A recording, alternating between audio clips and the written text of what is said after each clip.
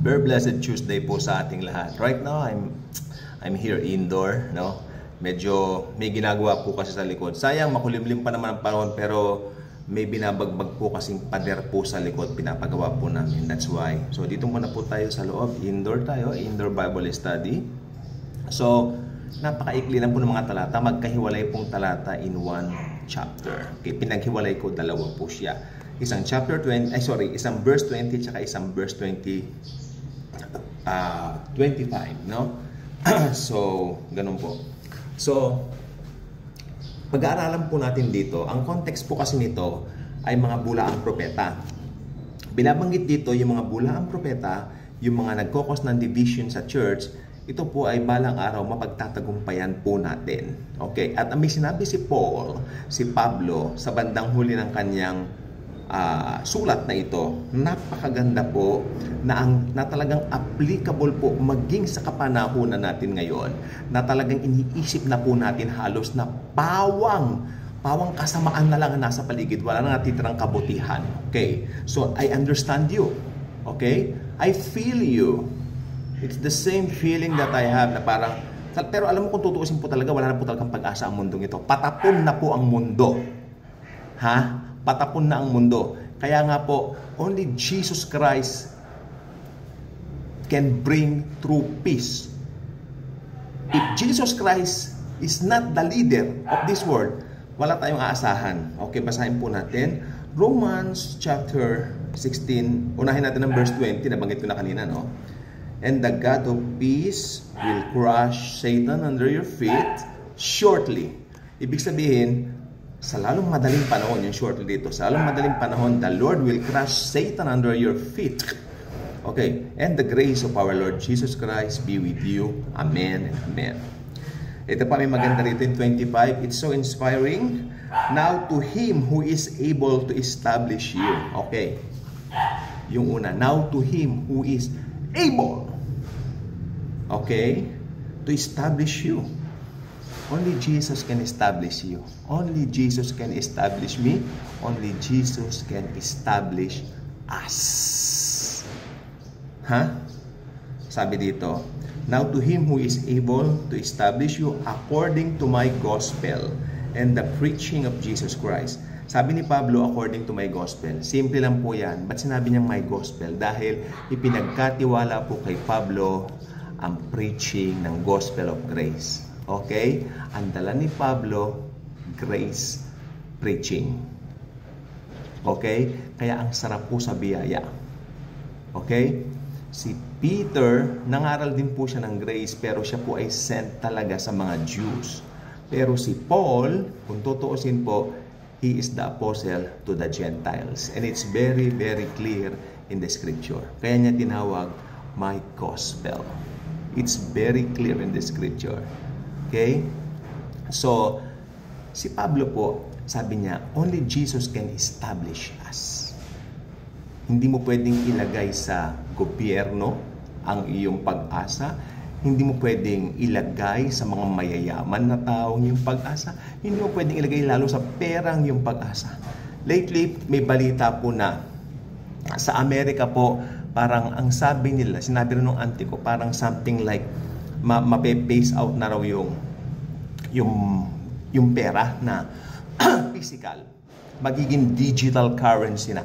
Yan ang report kanina doon sa Wisdom Channel, no? Na darating ang panahon puro cryptocurrency na. Yung mga Bitcoin, if you notice it, puro digital na. And why?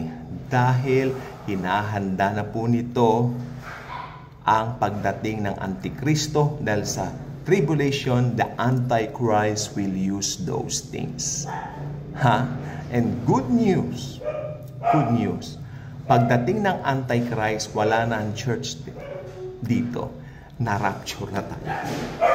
Do not underestimate Jesus. Do not underestimate His grace and His power. Dahil Jesus is all-powerful. Okay? Bitmato kasing akin na po. He's all-powerful. Okay?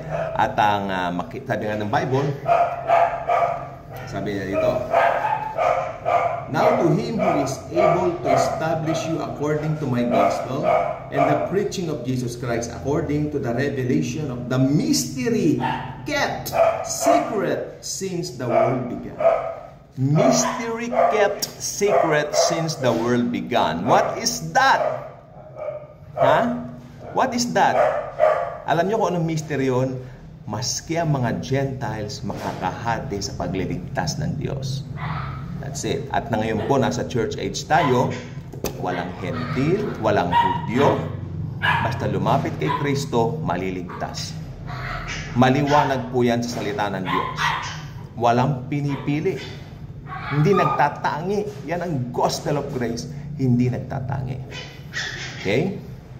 At pinangako ng Diyos sa atin, and the God of peace will crush Satan under your feet. Ibig sabihin nito, ako sa aking pong sariling interpretation, makikita po nating mga believers kung paano niya dudurugin si Satanas sa araw na yun. Ang sabi ng Bible, let's believe what the Bible says. Its truth will always prevail. Yes, Jesus. Thank you. Hallelujah. And right now, all we can do is to stay calm, confident in whatever we wish. Okay? Nasa church age tayo, panahon tayo ng biyaya, continue to share Jesus. Wala kang ibang i-share. Oy, hindi ang relihiyon mo, hindi ang mabubuting gawa mo, si Jesus lang. At lalong hindi ang institutional church mo. Okay? Yung iba nakakalungkot, nakatag na sila, kilala sila bilang sa pagsunod sa kanilang institutional church. Galing po ko sa isang institutional church, and you know what? Hindi maganda ang aking experience. Umuuwi ako sa halip na blessed. Why, Lord, like this? Instead, I am blessed. I feel condemned. I feel lonely. I feel sad. I feel a little heavy in the heart during that time. And the only explanation I can give you right now was, nung araw, siyempre, yung nangyari noon ay hindi na pre-preach ng mabuti ang gospel of grace. Only the gospel of grace can free you from anything, worries, anxieties, and all that. Only the gospel of grace can free you from all of those such things. That's why we really need to concentrate on Jesus. Wala nang iba. Concentrate on His love for you. Kung anong ginagawa niya sa buhay. Nakikita mo ba? Nakikita mo ba? Napapansin mo ba? O nakikita mo yung mga problema mo? Nakikita mo yung mga bills mo? Yung mga babayaran mo? No. Concentrate on the Master who gave His life to save you, to give you a new hope, to give you eternal life. That's Jesus. That's our God, our Savior. And He wants to change your mind on how you think about things. Madali tayong mag-indwell sa mga negativities na nararanasan natin. I too, it's not an exemption. Last year, nakaka-down po yung nangyari din po sa akin. But of course, hindi ko na po i-elaborate dito. I don't want to magnify it anymore. I just want to magnify Jesus. My Jesus.